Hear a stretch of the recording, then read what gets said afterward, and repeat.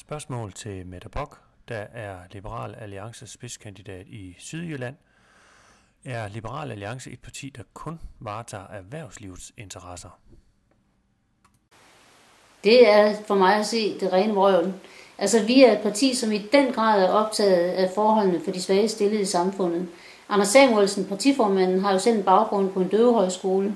Jeg har for mit vedkommende været direktør i Muskelsvindfonden i 5 år. Vi har opstillet Thyra Frank, der jo om nogen er kendt for at have et stort hjerte. Så vi er meget optaget af, at de mennesker, der virkelig har behov for hjælp, de skal hjælpes.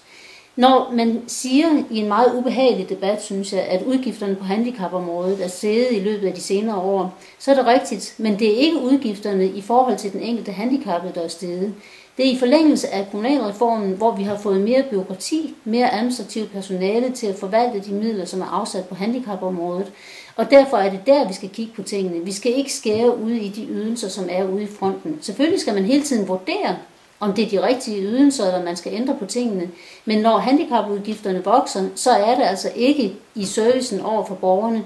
Det er udgifterne til bureaukrati og administration, der er steget, og det skal vi selvfølgelig have effektiviseret og kigget på.